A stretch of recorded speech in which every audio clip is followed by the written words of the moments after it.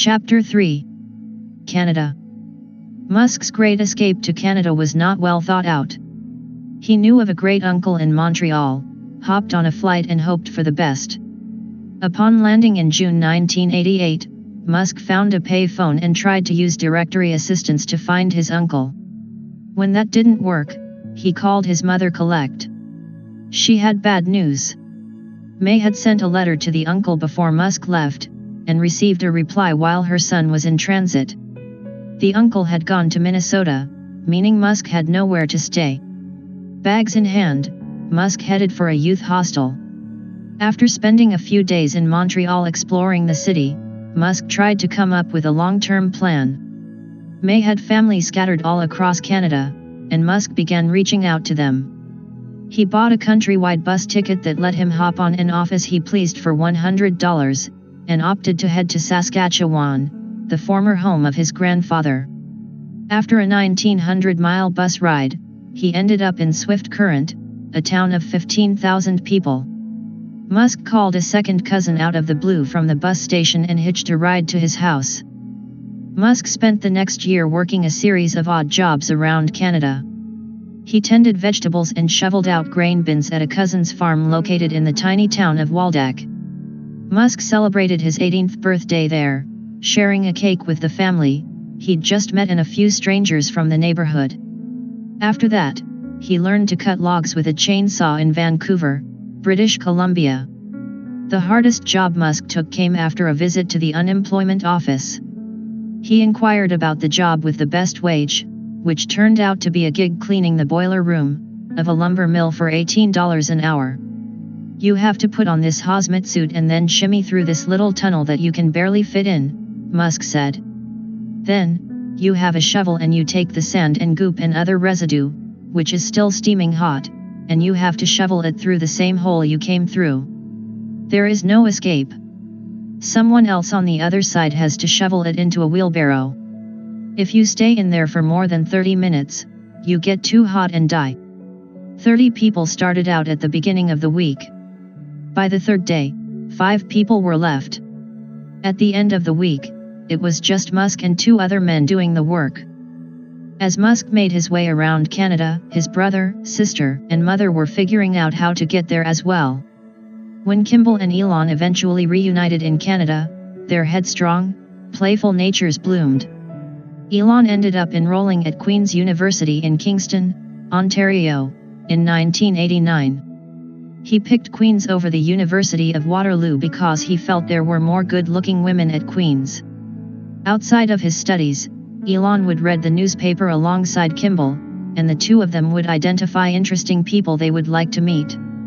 They then took turns cold calling these people to ask if they were available to have lunch.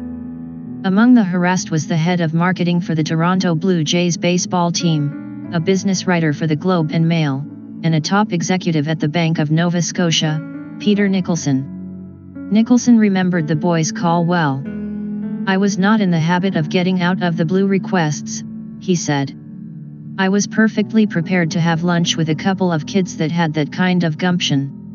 It took 6 months to get on Nicholson's calendar, but, sure enough, the Musk brothers made a 3-hour train ride and showed up on time. Nicholson's first exposure to the Musk brothers left him with an impression many would share. Both presented themselves well and were polite. Elon, though, clearly came off as the geekier, more awkward counterpoint to the charismatic, personable Kimball. "I became more impressed and fascinated as I talked to them," Nicholson said. "They were so determined." Nicholson ended up offering Elon a summer internship at the bank and became his trusted advisor. Not long after their initial meeting, Elon invited Peter Nicholson's daughter Christy to his birthday party. Christy showed up at May's Toronto apartment with a jar of homemade lemon curd in hand and was greeted by Elon and about 15 other people. Elon had never met Christy before, but he went right up to her and led her to a couch. Then, I believe the second sentence out of his mouth was, "I think a lot about electric cars," Christy said. And then he turned to me and said, "Do you think about electric cars?" The conversation left Christy, who is now a science writer, with the distinct impression that Musk was handsome, affable, and a tremendous nerd, For whatever reason, I was so struck by that moment on the sofa, she said. You could tell that this person was very different. He captivated me in that way. With her angular features and blonde hair, Christie fit Musk's type, and the two stayed in touch during Musk's time in Canada.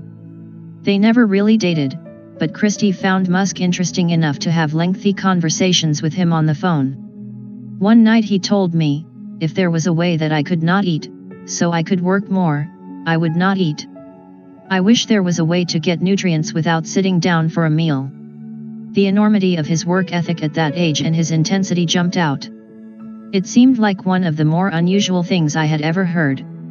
A deeper relationship during this stint in Canada arose between Musk and Justine Wilson, a fellow student at Queen's. Leggy with long, brown hair, Wilson radiated romance and sexual energy. Justine had already fallen in love with an older man and then ditched him to go to college. Her next conquest was meant to wear a leather jacket and be a damaged, James Dean sort. As fortune would have it, however, the clean-cut, posh-sounding Musk spotted Wilson on campus and went right to work trying to date her. She looked pretty great, Musk said. She was also smart and this intellectual with sort of an edge. She had a black belt in Taekwondo and was semi-bohemian and, you know, like the hot chick on campus. He made his first move just outside of her dorm, where he pretended to have bumped into her by accident and then reminded her that they had met previously at a party.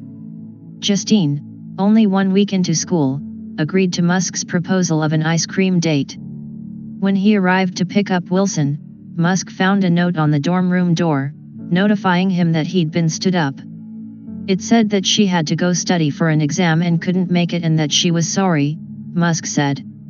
Musk then hunted down Justine's best friend and did some research, asking where Justine usually studied and what her favorite flavor of ice cream was. Later, as Justine hid in the student center studying Spanish, Musk appeared behind her with a couple of melting chocolate chip ice cream cones in hand. Wilson had dreamed of having a torrid romance with a writer. I wanted to be Sylvia and Ted, she said. What she fell for instead was a relentless, ambitious geek. The pair attended the same abnormal psychology class and compared their grades following an exam. Justine notched a 97, Musk a 98. He went back to the professor, and talked his way into the 2 points he lost and got 100, Justine said. It felt like we were always competing. Musk had a romantic side as well. One time he sent Wilson a dozen roses, each with its own note, and he also gifted Wilson a copy of The Prophet filled with handwritten romantic musings. He can sweep you off your feet, Justine said. During their university years, the two youngsters were off and on, with Musk having to work hard to keep the relationship going. She was hip and dated the coolest guys and wasn't interested in Elon at all, May said. So that was hard on him. Musk pursued a couple of other girls, but kept returning to Justine. Anytime she acted cool toward him, Musk responded with his usual show of force. He would call very insistently, she said. You always knew it was Elon because the phone would never stop ringing. The man does not take no for an answer. You can't blow him off. I do think of him as the Terminator. He locks his gaze onto something and says, "It shall be mine." Bit by bit, he won me over. College suited Musk. He worked on being less of a know-it-all, while also finding a group of people who respected his intellectual abilities. The university students were less inclined to laugh off or deride his opinionated takes on energy, space, and whatever else was captivating him at the moment. Musk had found people who responded to his ambition rather than mocking it, and he fed on this environment. Navaid Farouk, a Canadian who grew up in Geneva, ended up in Musk's freshman year dormitory in the fall of 1990. Both men were placed in the international section where a Canadian student would get paired with a student from overseas. Musk sort of broke the system, since he technically counted as a Canadian but knew almost nothing about his surroundings. I had a roommate from Hong Kong, and he was a really nice guy, Musk said. He religiously attended every lecture, which was helpful, since I went to the least number of classes possible. For a time, Musk sold computer parts and full PCs in the dorm to make some extra cash. I could build something to suit their needs, like a tricked-out gaming machine or a simple word processor, that cost less than what they could get in a store, Musk said. Or if their computer didn't boot properly or had a virus, I'd fix it. I could pretty much solve any problem. Farouk and Musk bonded over their backgrounds living abroad and a shared interest in strategy board games. I don't think he makes friends easily, but he is very loyal to those he has, Farouk said. When the video game Civilization was released, the college chums spent hours building their empire, much to the dismay of Farouk's girlfriend, who was forgotten in another room. Elon could lose himself for hours on end, Farouk said. The students also relished their loner lifestyles. We are the kinds of people that can be by ourselves at a party and not feel awkward, Farouk said. We can think to ourselves and not feel socially weird about it. Musk was more ambitious in college than he'd been in high school. He studied business, competed in public speaking contests, and began to display the brand of intensity and competitiveness that marks his behavior today. After one economics exam, Musk, Farouk, and some other students in class came back to the dorms and began comparing notes to try to ascertain how well they did on the test. It soon became clear that Musk had a firmer grasp on the material than anyone else. This was a group of fairly high achievers, and Elon stood way outside of the bell curve, Farouk said. Musk's intensity has continued to be a constant in their long relationship. When Elon gets into something, he develops just this different level of interest in it than other people. That is what differentiates Elon from the rest of humanity. In 1992, having spent 2 years at Queen's, Musk transferred to the University of Pennsylvania on a scholarship. Musk saw the Ivy League school as possibly opening some additional doors, and went off in pursuit of dual degrees, first an economics degree from the Wharton School, and then a bachelor's degree in physics. Justine stayed at Queen's, pursuing her dream of becoming a writer, and maintained a long-distance relationship with Musk. Now and again, she would visit him, and the two would sometimes head off to New York for a romantic weekend. Musk blossomed even more at Penn, and really started to feel comfortable, while hanging out with his fellow physics students. At Penn, he met people that thought like him, May said. There were some nerds there. He so enjoyed them. I remember going for lunch with them, and they were talking physics things. They were saying, A plus B equals pi squared or whatever. They would laugh out loud. It was cool to see him so happy. Once again, however, Musk did not make many friends among the broader school body. It's difficult to find former students who remember him being there at all.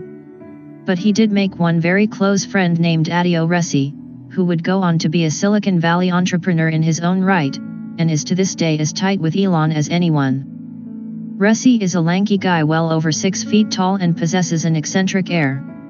He was the artistic, colorful foil to the studious, more buttoned-up Musk. Both of the young men were transfer students and ended up being placed in the funky freshman dorm. The lackluster social scene did not live up to Resi's expectations, and he talked Musk into renting a large house off campus. They got the 10-bedroom home relatively cheap, since it was a frat house that had gone unrented. During the week, Musk and Resi would study, but as the weekend approached, Resi, in particular, would transform the house into a nightclub. He covered the windows with trash bags to make it pitch black inside and decorated the walls with bright paints and whatever objects he could find. It was a full-out, unlicensed speakeasy, Resi said. We would have as many as 500 people. We would charge $5, and it would be pretty much all you could drink, beer and Jell-O shots and other things. Come Friday night, the ground around the house would shake from the intensity of the bass being pumped out by Resi's speakers. May visited one of the parties and discovered that Resi had hammered objects into the walls and lacquered them with glow-in-the-dark paint. She ended up working the door as the coat check/money taker and grabbed a pair of scissors for protection as the cash piled up in a shoe box. A second house had 14 rooms. Musk, Resi, and one other person lived there. They fashioned tables by laying plywood on top of used kegs and came up with other makeshift furniture ideas. Musk returned home one day to find that Resi had nailed his desk to the wall and then painted it in day-glow colors. Musk retaliated by pulling his desk down, painting it black, and studying. "I'm like, dude, that's installation art in our party house," said Resi. Remind Musk of this incident and he'll respond matter-of-factly, "It was a desk." Musk will have the occasional vodka and Diet Coke, but he's not a big drinker and does not really care for the taste of alcohol. "Somebody had to stay sober during these parties," Musk said. "I was paying my own way through college and could make an entire month's rent in one night. Adio was in charge of doing cool shit around the house, and I would run the party." As Resi put it, Elon was the most straight-laced dude you have ever met. He never drank. He never did anything. Zero. Literally nothing. The only time Resi had to step in and moderate Musk's behavior came during video game binges that could go on for days. Musk's longtime interest in solar power and in finding other new ways to harness energy expanded at Penn. In December 1994, he had to come up with a business plan for one of his classes and ended up writing a paper titled "The Importance of Being Solar." The document started with a bit of Musk's wry sense of humor. At the top of the page, he wrote, "The sun will come out tomorrow. Little Orphan Annie" on the subject of renewable energy. The paper went on to predict a rise in solar power technology based on materials improvements and the construction of large-scale solar plants. Musk delved deeply into how solar cells work and the various compounds that can make them more efficient. He concluded the paper with a drawing of the power station of the future. It depicted a pair of giant solar arrays in space, each 4 kilometers in width, sending their juice down to Earth via microwave beams to a receiving antenna, with a 7-kilometer diameter. Musk received a 98 on what his professor deemed a very interesting and well-written paper. A second paper talked about taking research documents and books and electronically scanning them, performing optical character recognition, and putting all of the information in a single database, much like a mix between today's Google Books and Google Scholar. And a third paper dwelled on another of Musk's favorite topics, ultracapacitors. In the 44-page document, Musk is plainly jubilant over the idea of a new form of energy storage that would suit his future pursuits with cars, planes, and rockets. Pointing to the latest research coming out of a lab in Silicon Valley, he wrote, "The end result represents the first new means of storing significant amounts of electrical energy since the development of the battery and fuel cell." Furthermore, because the ultracapacitor retains the basic properties of a capacitor, it can deliver its energy over 100 times faster than a battery of equivalent weight, and be recharged just as quickly. Musk received a 97 for this effort and praise for a very thorough analysis with excellent financials. The remarks from the professor were spot on. Musk's clear, concise writing is the work of a logician, moving from one point to the next with precision. What truly stood out, though, was Musk's ability to master difficult physics concepts in the midst of actual business plans. Even then, he showed an unusual knack for being able to perceive a path from a scientific advance to a for-profit enterprise. As Musk began to think more seriously about what he would do after college, he briefly considered getting into the video game business. He'd been obsessed with video games since his childhood and had held a gaming internship. But he came to see them as not quite grand enough a pursuit. "I really like computer games, but then if I made really great computer games, how much effect would that have on the world?" he said. "It wouldn't have a big effect. Even though I have an intrinsic love of video games, I couldn't bring myself to do that as a career." In interviews, Musk often makes sure that people know he had some truly big ideas on his mind during this period of his life. As he tells it, he would daydream at Queen's and Penn and usually end up with the same conclusion. He viewed the internet, renewable energy, and space as the three areas that would undergo significant change in the years to come, and as the markets where he could make a big impact. He vowed to pursue projects in all three. "I told all my ex-girlfriends and my ex-wife about these ideas," he said. It probably sounded like super crazy talk. Musk's insistence on explaining the early origins of his passion for electric cars, solar energy, and rockets can come off as insecure. It feels as if Musk is trying to shape his life story in a forced way. But for Musk, the distinction between stumbling into something and having intent is important. Musk has long wanted the world to know that he's different from the run-of-the-mill entrepreneur in Silicon Valley. He wasn't just sniffing out trends, and he wasn't consumed by the idea of getting rich. He's been in pursuit of a master plan all along. I really was thinking about this stuff in college, he said. It is not some invented story after the fact. I don't want to seem like a Johnny-come-lately or that I'm chasing a fad or just being opportunistic. I'm not an investor. I like to make technologies real that I think are important for the future and useful in some sort of way.